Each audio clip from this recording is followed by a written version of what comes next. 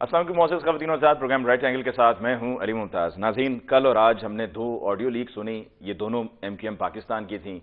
कल के रोज़ हमने मुस्तफ़ा कमाल साहब की सुनी और आज गवर्नर सिंध टिसोरी साहब की हमने सुनी।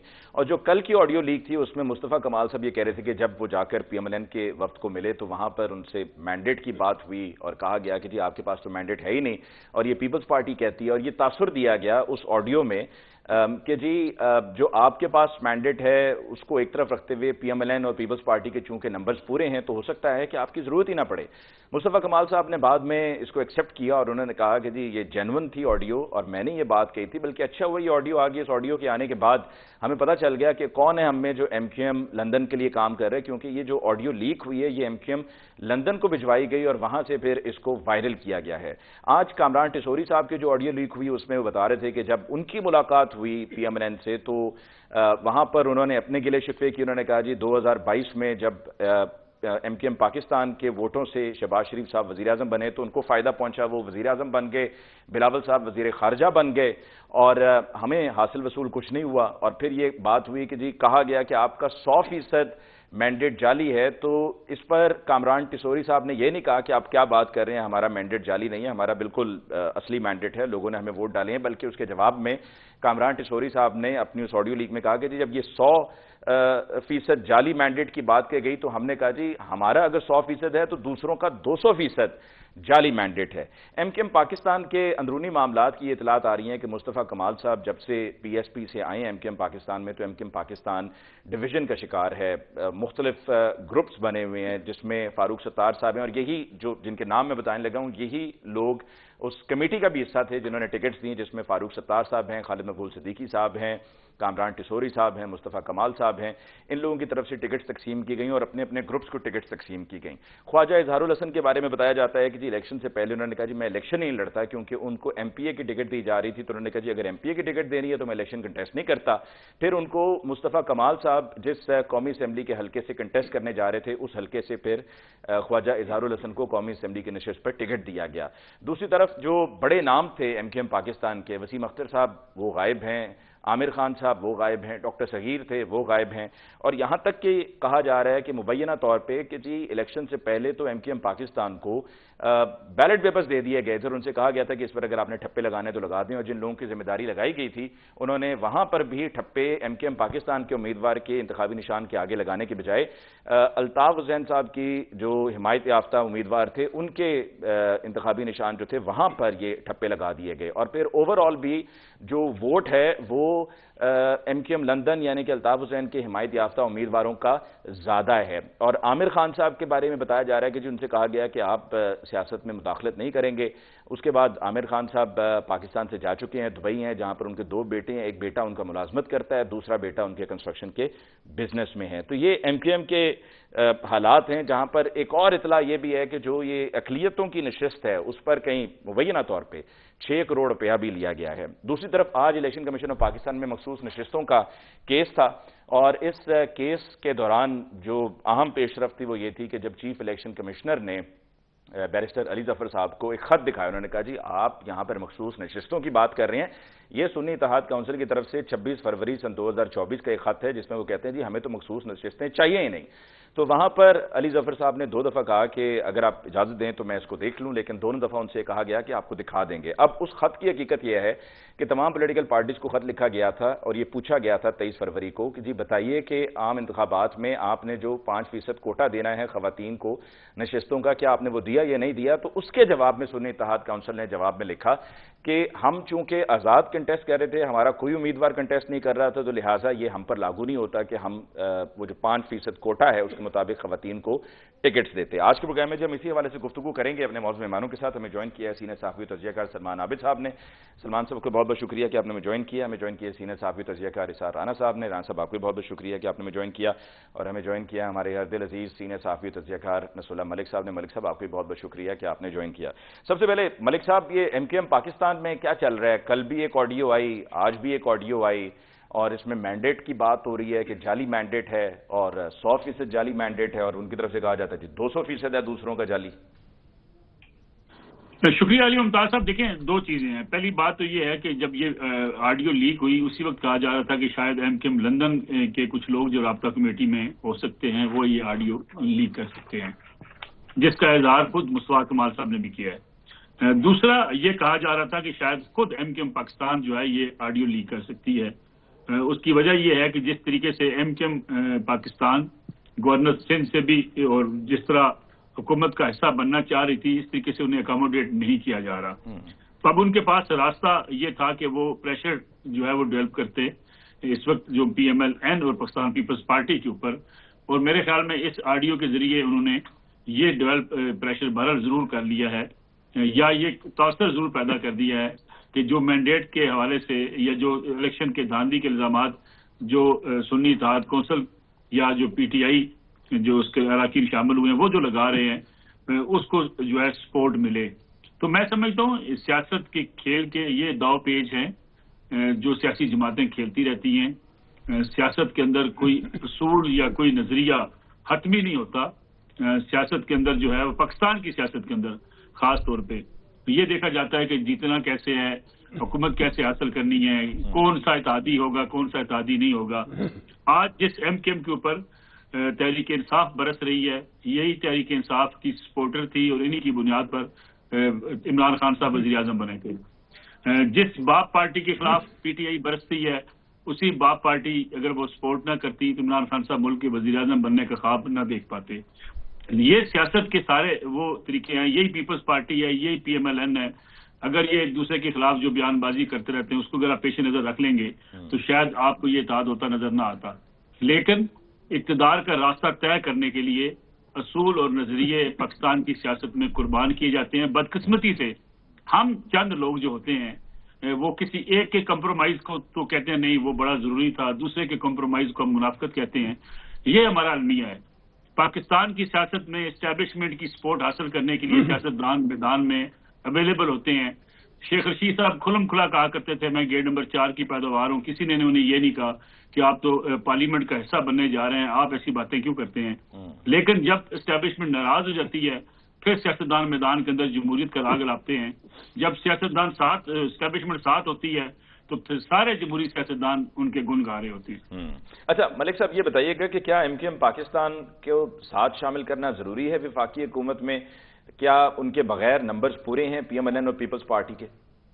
میرے خیال میں نمبر تو بالکل پورے ہیں. پیپلز پارٹی اور پی ایم ایل این کو ایم کیو ایم کی اس طرح ضرورت نہیں ہے کہ ان کے ساتھ ملا کر حکومت بنائی جا سکے گی. وہ آسانی سے اپنی حکومت بنا سکتے ہیں. البتہ کوشش یہ کی جا رہی ہے اب بھی کہ ایم کیو ایم کو ساتھ رکھا جائے. لیکن ایم کیو ایم جس قسم کی وزارتیں چاہتی ہے اور ایم کیو ایم کا ایک بڑا مطالبہ گورنر سندھ کا. اب گورنر سندھ سے جو ہے وہ پی ایم ایل این کو پیپلز پارٹی آفر کر چکی ہے اور پیپلز پارٹی کا آج کے دن تک تو موقف یہی ہے کہ پی ایم ایل این اپنا گورنر لگا لے، ہمیں کوئی مسئلہ نہیں ہے، لیکن اگر ایم کیو ایم کا گورنر ہوگا تو ہم اس کو قبول نہیں کریں گے. یہ وہ اختلاف ہے پیپلز پارٹی اور ایم کیو ایم کے مابین جس کو بہرحال مسلم لیگ نواز نے ہینڈل کرنا ہے. ملک یا صاحب ایم کیو ایم کو راضی کرے گی یا فیصل واڈا صاحب گورنر سندھ ہو جائیں تو کیسا ہے؟ فیصل واڈا صاحب کی کوشش بھی ہے، خواہش بھی ہے، اور فیصل واڈا صاحب پیپلز پارٹی کے لیے قابل قبول بھی ہیں. لیکن کیا پی ایم ایل این انہیں قبول کرے گی اور کیا ایم کیو ایم انہیں قبول کرے گی؟ اگر پی ایم ایل این اور ایم کیو ایم دونوں اس پہ اعتراض کرتے ہیں تو پھر واڈا صاحب کے لیے تو مشکل ہو جائے گا. لیکن یہ ہے کہ اگر تینوں جماعتیں اتفاق کر لیتی ہیں تو فیصل واڈا صاحب گورنر بن سکتے ہیں. ایم کیو ایم اپنے لیے اگر مانگ رہی تھی اور ایم کیو ایم کو اگر نظر آتا ہے کہ کوئی ان کا اپنا گورنر نہیں بن سکتا تو یہ پاسبلٹی اپنی جگہ پر موجود ہے کہ ایم کیو ایم پھر فیصل واڈا صاحب کی سپورٹ کر دے اور یہ چاہے کہ اگر گورنر مسلم لیگ نواز کا آنا ہے تو اس سے بہتر ہے فیصل واڈا صاحب کو آ جائے. اس لیے فیصل واڈا صاحب کو آپ جو ہے وہ اس طریقے سے مائنس نہیں کر سکتے کہ اس دوڑ میں شامل نہیں ہے. اس دوڑ میں شامل ہے. اور بھی ایلیمنٹ ہے، وہ کہتے ہیں جی جب میاں بیوی راضی تو کیا کرے گا قاضی. دیکھیں جس کی بات آپ کرنا چاہ رہے ہیں اسٹیبلشمنٹ کی، یقینی بات ہے فیصل واڈا صاحب اسٹیبلشمنٹ کے قریب تصور کیے جاتے ہیں اور آج بھی تصور کیے جاتے ہیں. جب عمران خان صاحب کے ساتھ بیٹھے ہوتے تھے تب بھی ان کے قریب تصور کیے جاتے تھے اور عمران خان صاحب بھی خیر انہی کے ساتھ ہی ہوتے تھے. تو یہ میرے خیال میں یہ قریب قربت دوریاں یہ آپ کی سیاست کی اور آپ کی حکمرانی کی اور آپ کے طرز سیاست کی ریکوائرمنٹ ہے. کون کب دور ہوتا ہے، کون کب قریب آتا ہے، یہ ساری کہانی آپ نے بھی اپنی اس मीडिया इंडस्ट्री में रहते हुए देखी होगी। इफ्तार अरा साहब हमसे बहुत सीनियर हैं, इन्होंने बहुत ज्यादा करीब से देखी होगी।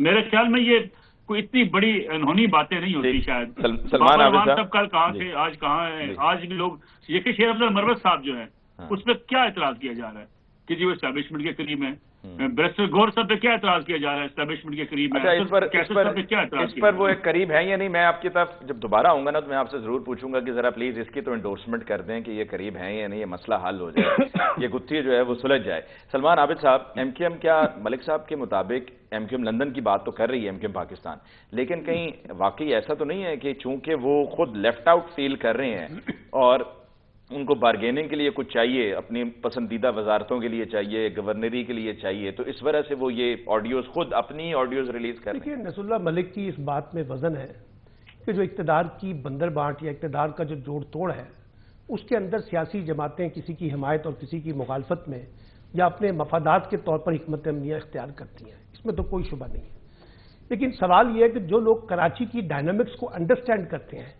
और जो लोग कराची की मौजूदा सूरत हाल में थोड़ी बहुत भी समझ बूझ रखते हैं, क्या वो ये तस्लीम करने के लिए तैयार हैं कि जनाब जो 17 सीटें दी गई हैं एमक्यूएम को वो वाकई जस्टिफाई हैं? मुझे तो कोई बंदा नहीं मिलता, अगर आपके पास कोई बंदा हो तो उसको कल लेके आइए किसी टॉक शो के अंदर और वो जस्टिफाई करे कि एमक्यूएम की जीत जो है वो बिल्कुल ठीक जीत है, कोई इसको जस्टिफाई नहीं करेगा। तो पहली बात यह है कि ये जाली मैंडेट जो है जो कराची में एमक्यूएम को दिया गया है और जिस बुनियाद पर उनको खड़ा किया गया है, उसके बाद इन इंतखाबात की जो कराची के अंदर हुए उनकी क्या हैसियत बाकी रह जाती है। और इसी तरीके से जो बाकी पूरी आलमी मीडिया के अंदर और पाकिस्तान के अंदर बड़े सीरियस सवालात फैफन ने भी उठाए हैं, free and fair election network की रिपोर्ट आपने देखी होगी, उन्होंने भी उठाए हैं सवालात। और मैं सबसे बड़ा एतराज तो ये करता हूं कि हमें तो 2018 में कहा गया था ना कि आरटीएस बैठ गया था, बिल्कुल ठीक है बैठ गया था, उसने किसको फायदा दिया किसको नुकसान पहुंचाया एक अलग बहस है। लेकिन ये जो हमारा इलेक्शन मैनेजमेंट सिस्टम बैठा है रात 11 बजे से लेकर सुबह 7 बजे तक और इंतखाबी नताइज को जिस तरह से रोका गया, इसके ऊपर क्या आप इलेक्शन कमीशन को अकाउंटेबल करेंगे? क्या उनसे यह सवाल पूछा जाएगा कि आज के दिन तक भी इलेक्शन के जो रिजल्ट है वो अनाउंस हो रहे हैं और उसमें नहीं अब तक अपलोड हुआ फॉर्म? अच्छा, ये बाकायदा इलेक्शन एक्ट का कानून है कि आपने हर सूरत में एक मुकर्ररा मुद्दत तक आप फॉर्म 45 अपलोड करने हैं, वो फॉर्म 45 अपलोड नहीं हो रहे। फिर खाकान अब्बासी समेत और बहुत से लोग बहुत सी कुछ इंतखाबात की बातें कर रहे हैं, मसला तो पीटीआई का तो नहीं है और भी जमातों का मसला है। लेकिन मैं ये सवाल बुनियादी तौर पर ये उठाता हूं कि देखिए, हम हर दफा इलेक्शन कमीशन से तवक्कुआत रखते हैं, हर दफा इसके ऊपर अरबों रुपए की इन्वेस्टमेंट करते हैं, हर दफा एक ट्रक की बत्ती के पीछे हमें लगाया जाता है इलेक्शन कमीशन की तरफ से कि जनाब इस दफा देखिएगा कि इलेक्शन बड़ा ट्रांसपेरेंट होगा और जनाब वो बेजाब्तगियां बेकायदगियां या बदनवानी नहीं होगी जो माजी के अंदर होता रहे, और फिर होता वही है जो माजी में भी होता रहे। तो सवाल यह है कि इस इलेक्शन कमीशन का कोई इलाज है किसी के पास? कोई इनको जवाबदेह करेगा? कोई इनसे पूछेगा कि भाई ये कराची का मैंडेट कैसे आया है, बाकी जगह का मैंडेट कैसे मिला है, किस तरीके से जीता है? अगर पीएमएलएन को ये इतराज है, जेयूआई को ये इतराज है, अवामी नेशनल पार्टी को ये इतराज है कि केपीके में मिलने वाला मैंडेट जाली है पीटीआई को, तो उसको कौन इन्वेस्टिगेट करेगा, कौन उसको प्रोब करेगा? तो इसलिए मेरा ख्याल ये है कि अगर आपने आगे बढ़ना है तो कुछ बुनियादी असूल तो तय कर ले। जमहूरियत के अंदर एक बुनियादी असूल ये होता है कि जो इंतखाबात की शफाफियत है उसको ज्यादा से ज्यादा मेंटेन किया जाता है। अब आप देखिए हमारे यहां तो मेंटेन ही नहीं है, यानी जो पार्टी जीती है यानी पीएमएलएन वो कह रही है कि केपीके का मैंडेट जाली है, जो पीपल्स पार्टी है वो कहती है पंजाब का मैंडेट जाली है, जो पीटीआई है वो कहती है वहां का मैंडेट जाली है, जेयूआई कहती है जाली है, एएनपी कहती है, अख्तर मेंगल कह रहा है, महमूद खान अचकजई कह रहा है, हाफिज नईमुर रहमान कह रहे हैं। तो कहने का मतलब ये है कि क्या इसका कोई इलाज हम तलाश करेंगे? आपको याद होगा 2013 का जब धरना हुआ था 14 में, तो एक 35 रुकनी जो है ना वो बनी थी इलेक्टोरल रिफॉर्म्स की पार्लियामेंट्री कमेटी, उसमें पीटीआई भी शामिल थी और बहुत से लोग शामिल थे तमाम जमातों में। उन्होंने एक बकायदा एक इस्लाहाती पैकेज निकाला कि जनाब आज के बाद इलेक्शन शफाफ होंगे, फिर 18 में हमने देख लिया। उसके बाद इलेक्शन कमीशन सुप्रीम कोर्ट का जो कमीशन बना था जुडिशियल कमीशन इलेक्शन को प्रोब करने के लिए, उसने 42 पॉइंट निकाले थे और कहा था ये हमारी रिकमेंडेशन है कि इसको इंश्योर किया जाए ताकि आइंदा इलेक्शन के अंदर बेजाब्तगियां और बेकायदगियां ना हो। वो 42 पॉइंट कहां गए, कोई आज इलेक्शन कमीशन से पूछने के लिए तैयार है? इसलिए मैं ये कहता हूं कि एमक्यूएम क्या कर रही है, उनकी दाखिली पॉलिटिक्स में मैं कोई कमेंट नहीं करना चाहता, लेकिन एक सवाल तो है ना कि यहां पर इलेक्शन जिस तरह से करवाया गया है اس کے اوپر پاکستان میں اور پاکستان سے باہر سوال کا میں جواب دوں آپ کو؟ جناب بالکل دیجیے نصر اللہ ملک صاحب. ملک صاحب میں آپ کی طرف آتا ہوں. میں ذرا رانا صاحب آپ کی طرف آتے ہوئے یہ جو ابھی بات کر رہے ہیں سلمان عابد صاحب، ہم ہر مرتبہ الیکشنز کے بعد یہی سب سنتے رہتے ہیں اور جو ہارے ہوئے ہوتے ہیں وہ اعتراض اٹھاتے رہتے ہیں، ٹرائبونلز میں جاتے ہیں، وہاں پر کیسز لگے رہتے ہیں، سٹیز ہو جاتے ہیں یا نہیں ہوتے ہیں، معاملہ چلتے چلتے چلتے چلتے اگلے الیکشنز آ جاتے ہیں. تو کیا اس دفعہ بھی ایسا ہی ہوگا کہ بس ہم اسی میں ہی شور میں اپنے 4 سال 5 سال گزار دیں گے، یا اس میں سے کچھ اس دفعہ کٹاکٹی نکلے گا؟ سب سے پہلے تو نا میں سمجھتا ہوں کہ اس پروگرام کے آپ چیف الیکشن کمشنر ہیں اور آپ نے اس کا مظاہرہ بھی کیا ہے.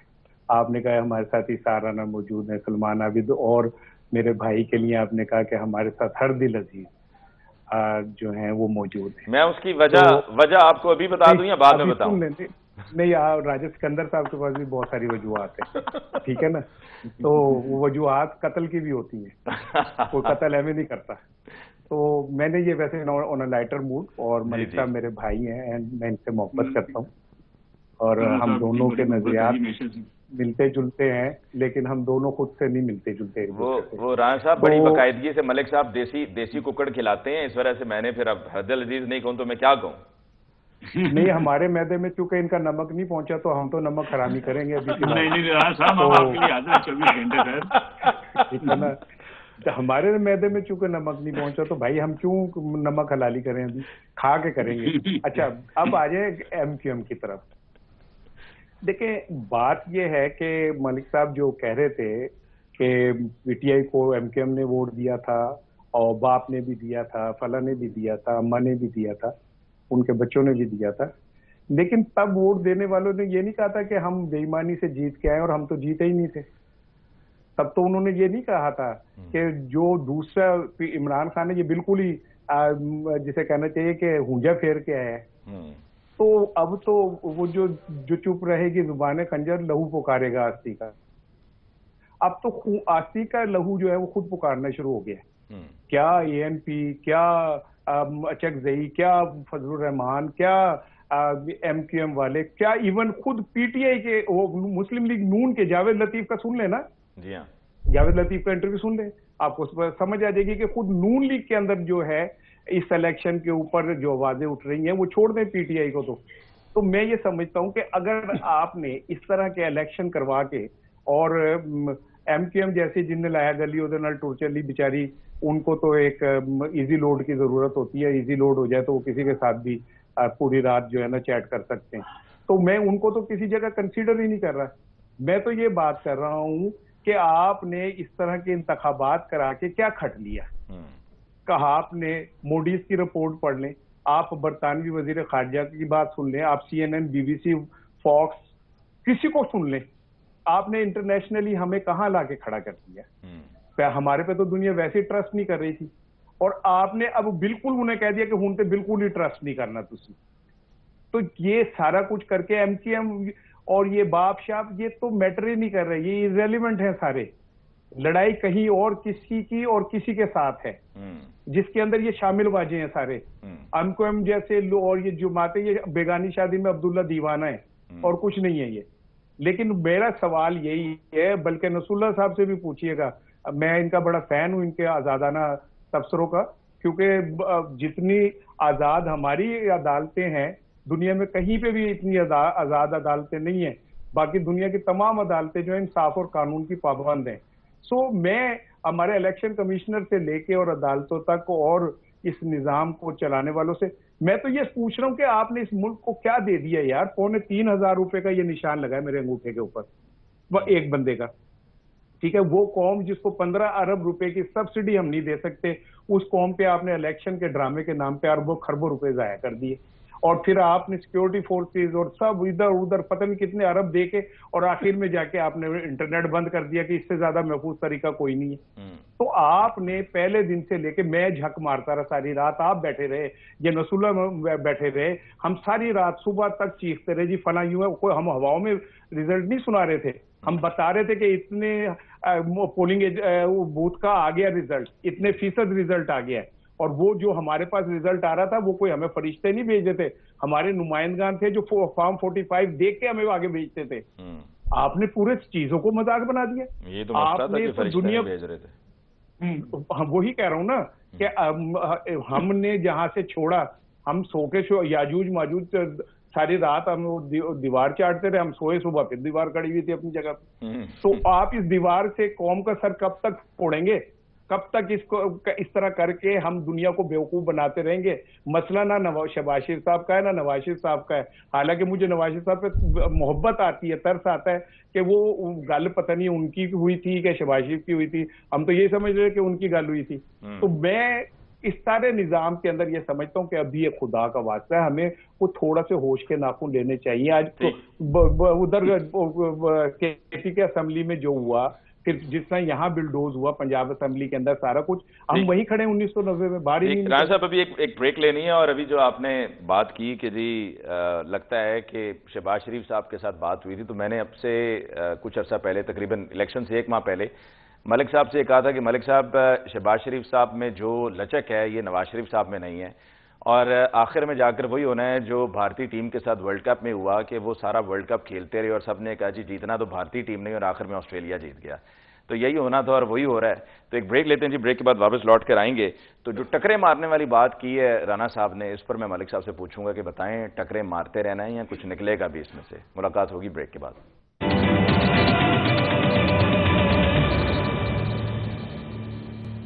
بریک کے بعد جی دفعہ پھر آپ کو کہتے ہیں خوش آمدید. نصر اللہ ملک صاحب, آپ کی طرف آتے ہوئے ایک تو یہ کہ آپ نے نا یہ رانا صاحب کو بھی اب اس میں آپ شامل کر لیں, جو آپ کی ماشاءاللہ اتنی زبردست خوراک ہے, دیسی ککڑ پائے, اور وہ بھی رات میں آپ کھاتے ہیں ماشاءاللہ, کیا کہنے آپ کے.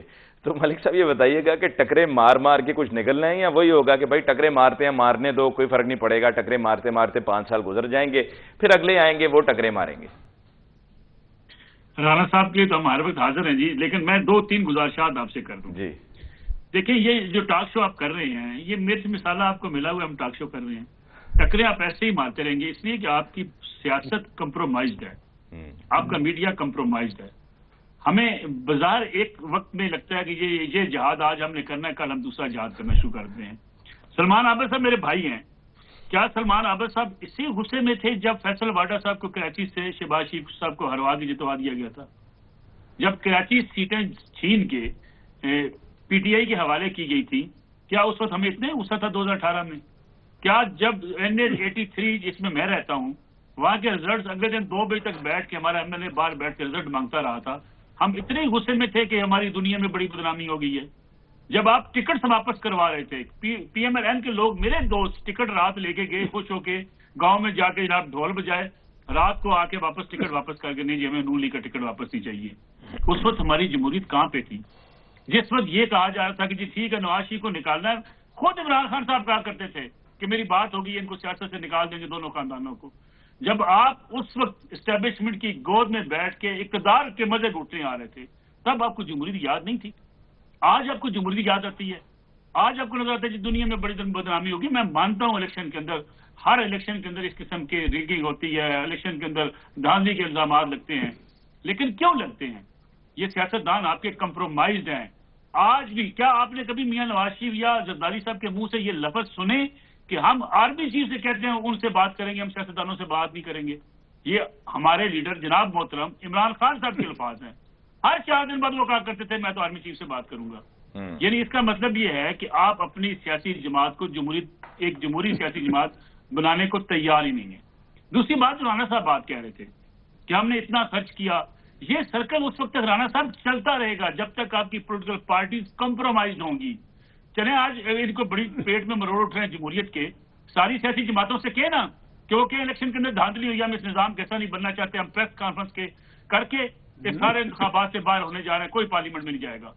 یہ آپ کو اور مجھے ٹی وی پہ بیٹھ کے بحث کرا کے لڑانے والے سارے لوگ ہیں, اور ہم اس پہ بڑے عجیب و غریب کسی خیالوں میں گم ہو جاتے ہیں. ذرا تصور کیجئے, میں آپ سے آپ کے سامنے دونوں مہمانوں کے سامنے ایک چیز رکھتا ہوں. پی ٹی آئی کا وفد مولانا فضل الرحمان سے ملنے جاتا ہے, اور مولانا فضل الرحمان ان سے کہتے ہیں کہ میرے ساتھ دھاندلی ہوئی ہے, اور دھاندلی کس نے کی ہے؟ جو میرے پاس تم لوگ آئے ہو. یعنی پی ٹی آئی نے مجھ سے سیٹیں چھینی ہیں دھاندلی کر کے, اور آگے سے ہنستے مسکراتے ہوئے جفیاں ڈالے ہوتے ہیں, ہاں آپ کی ہم دھاندلی کے الزامات کی تائید کرتے ہیں, اس کی تحقیقات ہونی چاہیے. یعنی دھاندلی کرنے والا جا کے کہتا ہے، اور جو منہ پہ کہہ رہا ہے مولانا فضل الرحمان کہ تم میرے ساتھ دھاندلی کر کے آئے ہو، ان کے ساتھ جپیاں ڈال کے کہا جا رہا ہے بالکل تحقیقات ہونی چاہیے۔ ملک صاحب، لیاقت چٹھا صاحب کدھر ہیں؟ سر میری گزارش سن لیں پوری۔ لیاقت چٹھا صاحب ہوں یا افضل خان صاحب کے لیے جو 35 پنچر کی بات کیا کرتے تھے، جسٹس کیانی کے دفتر میں جا کے معافی نہیں مانگی کہ جی مجھے معاف کر دیجیے گا۔ یعنی آپ میڈیا پہ، آپ سوشل میڈیا اٹھا کے دیکھ لیں، الزامات کی لائن لگا دیتے ہیں، پھر آپ کہتے ہیں جی میرے پاس ثبوت تو کوئی نہیں، میرے پاس کوئی ایسی چیز نہیں ہے۔ وہ بھائی جس ملک کے اندر الزام تراشی، جس ملک کے اندر آپ جو مرضی کہہ لیں، وہاں اس قسم کی سیاست ہوتی رہے گی۔ اور پھر دوسری بات، باپ پارٹی کے ہم ذکر کر رہے تھے، ایم کیو ایم کا ذکر کر رہے تھے، ابھی لوٹے خریدنے کی بات ہوتی ہے۔ یہ چودھری سرور صاحب کا پنجاب میں کس کے ووٹ پڑے تھے؟ کیا ووٹ نہیں لیے گئے تھے پنجاب میں مسلم لیگ نواز کے؟ کیا عثمان بزدار صاحب 7 اراکین اسمبلی کو لے کے توڑ کے بنی گالہ عمران خان صاحب سے ملوانے نہیں لے کے گئے تھے کہ یہ میں لوٹے کر کے لے کے آیا ہوں؟ تب عمران خان صاحب کی سیاست کدھر تھی کہ ہم نے لوٹے نہیں بنانے؟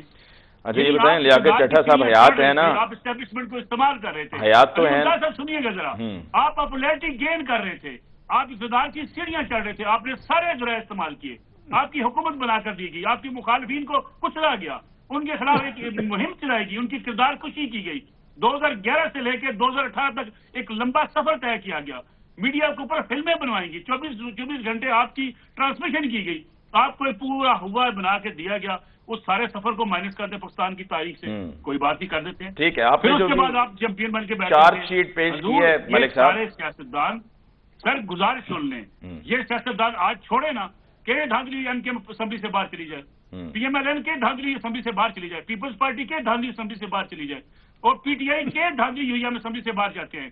آپ مجھے بتائیے چلے جس کے اوپر الزام لگا رہے ہیں، جس اسٹیبلشمنٹ کا گلہ شکوہ کرتے ہیں، کیا وہ اس ملک کے پھر سیاسی نظام کو بچا پائے گی؟ اچھا آپ نے جو بات کی نا اسمبلیوں میں نہ جانے کی، یہ تو وہی حساب ہو گیا ملک صاحب کی آٹا گننی ہے تو ہلدی کیوں ہے؟ اسمبلیوں سے باہر آ جائیں تو مسئلہ، اسمبلی میں چلے جائیں تو مسئلہ، دونوں صورتوں میں مسئلہ نا، ایک نہ جائے بھائی جان۔ اگر دھاندلی ہوئی ہے تو سارے چلے جائیں، کہ نہیں مانتے الیکشن کمیشن پاکستان کو؟ ٹھیک ہے، اور دن کو چارج شیٹ ہے، صحیح کہا تھا، دن کو بڑھ کے مارتے ہیں، رات کو پاؤں پکڑتے ہیں۔ شباز شریف صاحب، بات یہ ہے کہ پاکستانی سیاست میں اسٹیبلشمنٹ کی سیاست کس جماعت نے نہیں کی، مجھے بتائیے۔ آج خواجہ آصف صاحب میں آپ کی تائید کر رہا ہوں، میں کہہ رہا ہوں آپ کی تائید کرتے ہوئے کہہ رہا ہوں، اب خواجہ آصف صاحب نے کہا کہ جی ہم اپنے فیصلے خود نہیں کرتے تھے، ہم سے جنرل باجوہ اور جنرل فیض کرواتے تھے۔ آپ کیا دودھ پیتے بچے تھے؟ یا آپ کو بولنا نہیں آتا تھا؟ آپ کو چلنا نہیں آتا تھا؟ آپ کے کوئی ڈیموکریٹک کریڈینشل نہیں تھے؟ آپ ان کے مطابق سر میں تو آپ سے پہلے کہہ رہا ہوں، میں نے تو تائید کر دی نا آپ کی یار، لیکن میں نے کہا آپ نے دوسرے والوں کا نام نہیں لیا، میں ان کا نام لے دوں، میں نے تو صرف یہ کیا ہے۔ سن تو لیں اب سوال یہ ہے کہ جناب انتخابات میں دھاندلی ہوئی ہے یا نہیں ہوئی؟ چلے میں تو 2018 میں شاید جشن منا رہا تھا، اب آپ مجھے امید ہے کہ آپ تو غصے میں ہوں گے، جو 2024 میں ہوا ہے اس میں تو آپ کو غصہ کرنا چاہیے نا، کہ جیسے ایم کیو ایم کو کراچی میں مینڈیٹ دیا گیا، جس طرح سے پنجاب میں مینڈیٹ ملا ہے۔ دیکھیے بات یہ نہیں ہے، بات بنیادی چیز میں نے آپ کے سامنے اٹھائی تھی کہ یہ الیکشن کمیشن کا علاج کیا کرنا آپ نے، جس کا کام یہ ہے کہ ایک فیئر الیکشن کروانا ہے اس ملک کے اندر، اور یہ نگران حکومتیں کس کام کے لیے آئی تھی؟ پروٹوکول لینے کے لیے آئی تھی کہ آج کہتی تھی ہمارا تو کوئی کام ہی نہیں تھا الیکشن کو کروانا، ہمارا تو کام تھا الیکشن میں سے فیسیلیٹیٹ کرنا، الیکشن کرانا جو ہے اور شفافیت کو یقینی بنانا الیکشن کمیشن کا کام تھا۔ تو بھئی نگرانوں کا کیا کام تھا؟ نگرانوں نے کیا کیا اس ملک کے ساتھ آپ مجھے بتائیے؟ اور یہ سارا تجربہ ہمارے پاس پاکستان میں ناکام ہو گیا نگرانوں کا۔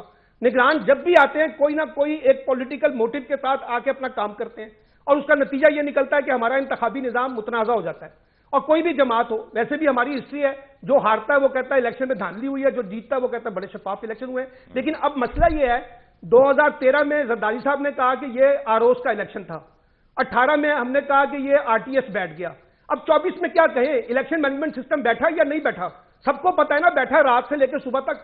اب سوال یہ ہے کہ اس الیکشن کمیشن کو اگر ہم نے ٹرانسپیرنٹ خود مختار بنانا ہے اور اس نے واقعی الیکشن کروانا ہے، تو یہ طریقہ تو نہیں ہو سکتا جو طریقہ کار ابھی ہم نے اختیار کیا ہوا ہے، جس کے تحت ہمارے ہاں الیکشن ہوتے ہیں، اور الیکشن سے پہلے آپ چھوڑے الیکشن کے نتائج کو تبدیل کرنے کی بات کی گئی ہے۔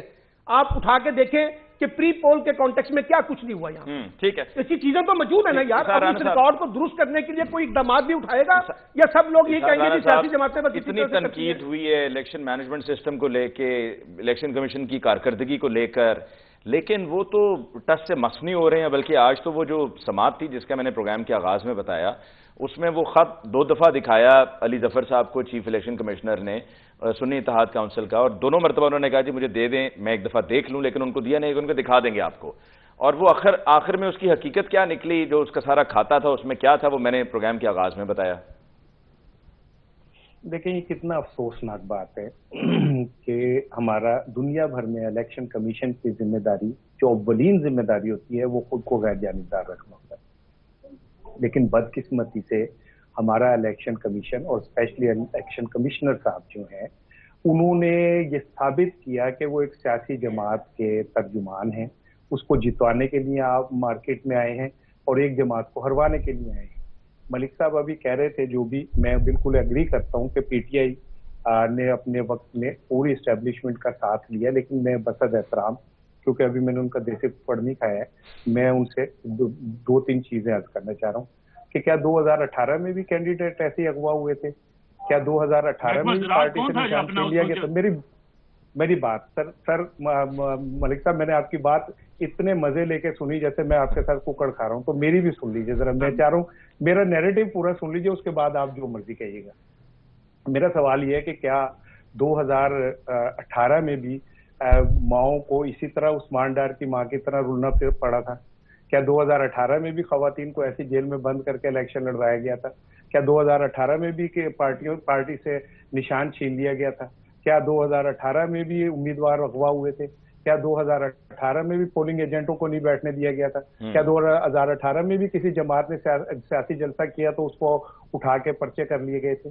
ایسے نہیں کریں، کھوتا گھوڑا برابر نہیں کرنا چاہیے. یہ ملک صاحب کی مرضی ہے کہ کس کو کھوتا کہیں گے کس کو گھوڑا، لیکن میں یہ سمجھتا ہوں کہ اسے برابر نہیں کرنا چاہیے.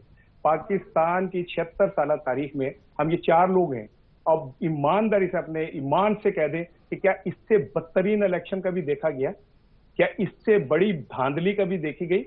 کیا اس سے بڑی اس دیدہ دلیری کے ساتھ کہ الیکشن کمشنر بار بار یہ کہتا ہے کہ میں پارٹی ہوں؟ مجھے بتائیں، فواد چودھری جیل میں ہے اور ایک عرصے سے وہ جیل میں ہے، نہ اس کو پی ٹی آئی کے کھاتے میں ہے نہ وہ کسی کے کھاتے میں، صرف وہ ایک کھاتے میں کہ وہ الیکشن کمشنر سے جب وہ وزیر تھا تو وہ کہیں اڑا تھا اور اب اسے رگڑا لگ رہا ہے.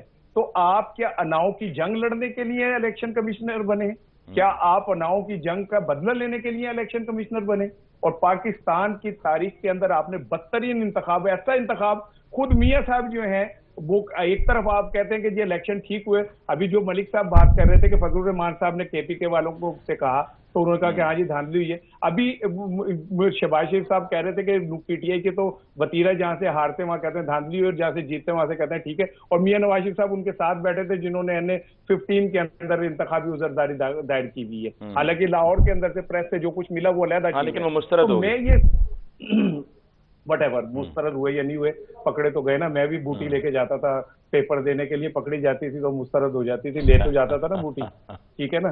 تو اس طرح نہیں ہے. لیکن میں پھر آپ سے یہی سوال کروں گا کہ ایک ایسا الیکشن کمشنر یا الیکشن کمیشن جو ناکام ہو گیا بری طرح کریڈیبلٹی اپنی برقرار رکھنے میں، اب آپ نے اس کو صدر کے انتخابات میں چیف الیکشن کمشنر بنا دیا ہے، وہ ریٹرننگ آفیسر جی. تو یہ بات آپ کو سمجھ لینی چاہیے. ٹھیک ہے، ایک بریک لینی ہے مجھے رانا صاحب، مجھے بڑی دیر سے بریک کے لیے کہا جا رہا ہے جی. بریک لے لیں جی، بریک کے بعد واپس آتے ہیں، لوٹ کے بات کو یہیں سے آگے بڑھائیں گے ہمارے ساتھ میں.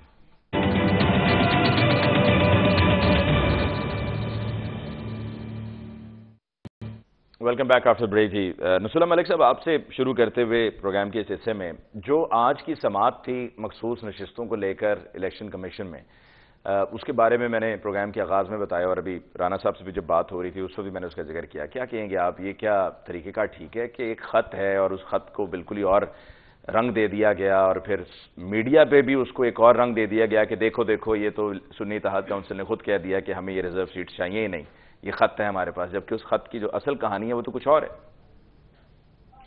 دیکھیں، ایک لیگل ایشو ہے، میں اس پہ کمنٹ کرنے سے بہتر ہے کہ اپنی رائے دے دوں. میری رائے کے مطابق یہ ہے کہ یہ نشستیں دے دینی چاہیے.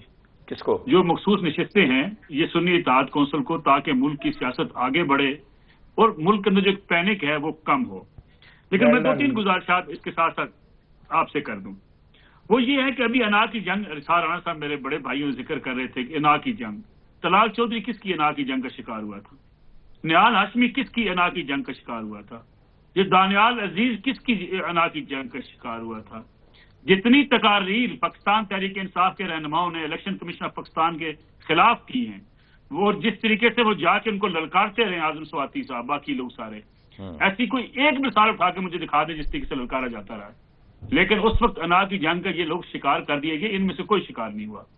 دوسری بات، 2024 کے انتخابات میں یقینی بات ہے بعض مقامات میں 2018 سے زیادہ زیادتی ہوئی ہے، زیادہ کہیں ظلم بھی ہوا ہے، لیکن سوال یہ ہے کہ دو لوگوں کو الگ کر کے دیکھنا ہوگا۔ ایک وہ 9 مئی کے لوگ ہیں جن کے بارے میں آج ہم کہتے ہیں خواتین کارڈ استعمال کریں، ذرا گالم گلوچ نکال کے ٹی وی پہ چلا کے دکھائیں۔ جس قسم کی گالیاں وہ دے کے خواتین اور جس قسم کے اداروں کو کہا کرتی تھی کہ ہم گربان سے تمہیں وردی سے پکڑ کے اس روڈ پہ گھسیٹیں گے، سامنے آؤ ذرا، یہ پاکستان کی سیاست ہے؟ بند کر دیں پھر اداروں کو، پھر پولیس کو ختم کر دیں اگر آپ نے اسی قسم کا نظام چلانا ہے کہ ایک جتھا اٹھے وہ اپنی مرضی سے۔ ملک صاحب سر قلم کر دیں، میری سر گزارش سن لیں نا، میری سر گزارش ٹھنڈے دل سے سن لیجیے گا۔ جو زیادتیاں ہوئی ہیں نہیں ہونی چاہیے۔ ایک وجہ 9 مئی ہے جو پی ٹی آئی کے گلے پڑی ہوئی ہے۔ پی ٹی آئی نے اپنے آپ کو عمران خان صاحب کے اوپر مقدمات کے بعد یہ باور کرانے کی کوشش کی کہ ہم جتھا ہیں، ہمارے لیڈر کو ہاتھ نہیں لگایا جا سکتا، وہ ہماری ریڈ لائن ہے۔ کیا ریڈ لائن ہوتی ہے بھائی؟ آپ کے اوپر مقدمے ہیں، جا کے عدالت سے ضمانت کروا لو۔ ان کو ہاتھ نہ لگانا، یعنی یہ کہاں کی سیاست ہے، یہ کہاں کی جمہوریت ہے؟ یعنی دوسری طرف آپ آخری جملہ بھی آپ سے کہہ دوں، یہ کہتے ہیں نا ساڑی گل ہو گئی ہے، مسلم لیگ نون کی گل ہو گئی ہوگی، بالکل درست کہہ رہے ہیں سارے ساتھی۔ کیا اس وقت نہیں کہا جاتا تھا ساڑی ثاقب نثار نہ گل ہو گئی ہے، ساڑی اتنے گل ہو گئی ہے، دونوں سیاسی باتوں کو مکو ٹھپ دیں گے، گل ہوتے ہوتے گل ود گئی ہے۔ میں خود گواہ ہوں اس بات کا، جب یہ ان کی لیڈرشپ بٹھا کے میں کہا کرتی تھی ساڑی گل ہو گئی ہے، دونوں سیاستدانوں کو، ان کے خاندانوں کو پاکستان کی سیاست سے آؤٹ کروا دیا جائے گا۔ میں سلمان عابد صاحب کی طرف جانا چاہ رہا تھا، مجھے صرف کوئکلی نا 10 سیکنڈ میں اس کا جواب دیجیے گا۔ یہ بھی مریم نواز صاحبہ کا مجھے خطاب یاد آ گیا جو جب قائد ایوان منتخب ہوئی تو انہوں نے کیا، انہوں نے کہا جی میں جیل میں رہی، بڑی سختیاں برداشت کی، ڈیتھ سیل میں رہی، اور اس سے پہلے وہ فرائنگ پین والی بات تو آپ کو پتہ ہی ہے نا۔ اب وہ تو سچ ہے نا، وہ تو کہیں ڈگی والی بات کی طرح جھوٹی نہیں ہے نا، فرائنگ پین والی بات تو مریم صاحبہ نے خود کی ہوئی ہے۔ تو آپ مجھے ذرا اس پر روشنی ڈالیے اور صحیح سے بتائیں، کیا ٹھاٹ باٹ نہیں تھے جیل میں؟ کیا مزے سے نہیں رہ رہے تھے نواز شریف صاحب اور مریم نواز صاحبہ؟ ملک صاحب کیا خان صاحب نہیں رہ رہے؟ کیا خان صاحب کے لیے دیوار گرا کے واک کا ٹریک نہیں بنایا گیا؟ کیا خان صاحب کو سائیکل نہیں دی گئی واک کرنے کے لیے؟ کیا خان صاحب کو مرغی اور مکھن نہیں مل رہا؟ سر گزارش سن لیں، یہ سیاستدان، یہ سارے سیاستدان، میں آپ سے عرض کروں، میں بہت سے سیاستدانوں کو جیل میں جا کے ملا ہوں سر، اس اپر کلاس کے سیاستدانوں کو ایسے ہی پروٹوکول ملتا ہے، آج وہی پروٹوکول خان صاحب کو مل رہا ہے۔ خان صاحب کو ملے ہیں جیل میں؟ سارے پروٹوکول ہیں، ابھی سپریم جیل سے پوچھیں آپ۔ خان صاحب کو آپ کس کس کو ملے ہیں اب تک؟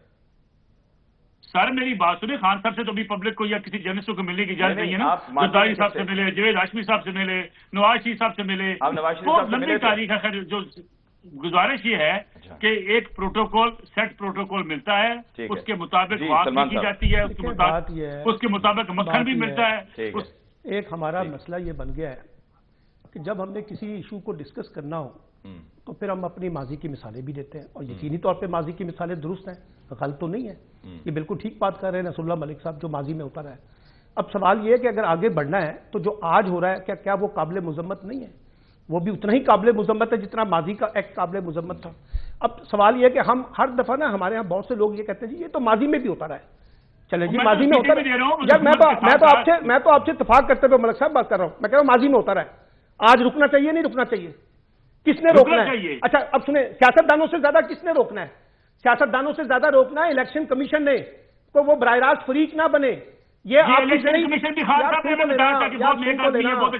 یار سن تو لیں، اب وہ سارے جب یہ مسلم لیگ نون ہارتی ہے تب بھی وہی الیکشن کمیشن بناتی ہے، پھر اسی کے خلاف وہ مظاہرے بھی کرتی ہے، یہ بھی ہمیں پتہ ہے۔ یہ ججوں کی اپائنٹمنٹ جو ہے یہ خود مسلم لیگ نون کرتی رہی ہے، جن کے خلاف یہ محاذ بناتی ہے۔ یار میں یہ کہہ رہا ہوں، میں تو آپ سے یہ کہہ رہا ہوں کہ جن کی پرائم رسپانسبلٹی ہے کہ الیکشن کی شفافیت کو انشور کرنا، الیکشن کمیشن آف پاکستان، آپ کی انتظامیہ، آپ کی نگران حکومت، وہ کہاں کھڑے ہیں؟ مجھے یہ بتائیے۔ چھوڑ دیں Peoples Party, PMLN, PTI, Jamaat Islami کیا کرتی ہے انتخابی دھاندلی میں، سب جماعتیں کرتی ہیں، لیکن جب آپ کے ریاستی ادارے اس کام کے اندر ملوث ہو جائیں اور وہ خود فریق بن جائیں اور وہ خود بیٹھ کے نتائج طے کرنا شروع کر دیں اپنی مرضی اور منشا کے مطابق، تو پھر اس سیاسی نظام کی، جمہوری نظام کی، انتخابی نظام کی کریڈیبلٹی کو رہ جاتی ہے باقی.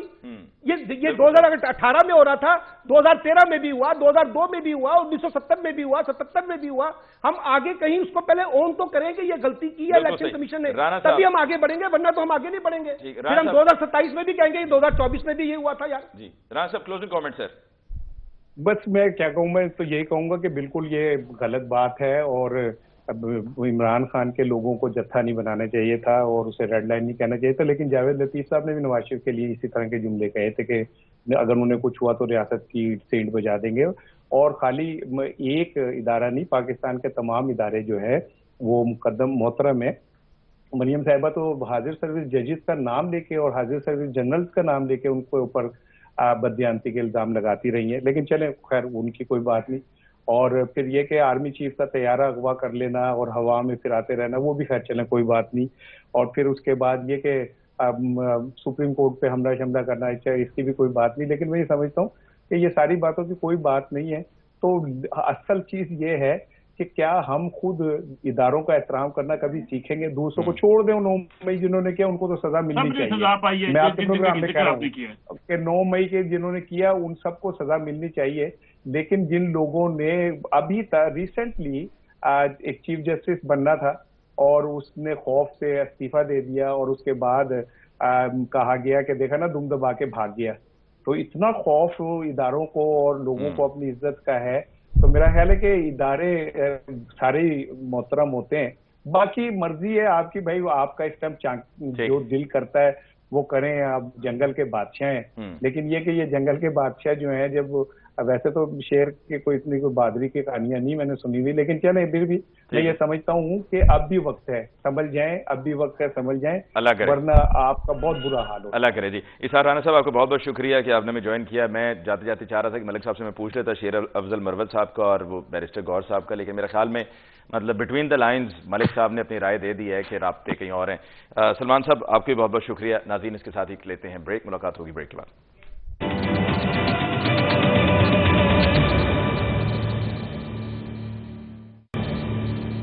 آج کے پروگرام دیکھنے کا بہت بہت شکریہ. مجھے علی ممتاز کو دیجیے اجازت. اللہ نگہبان.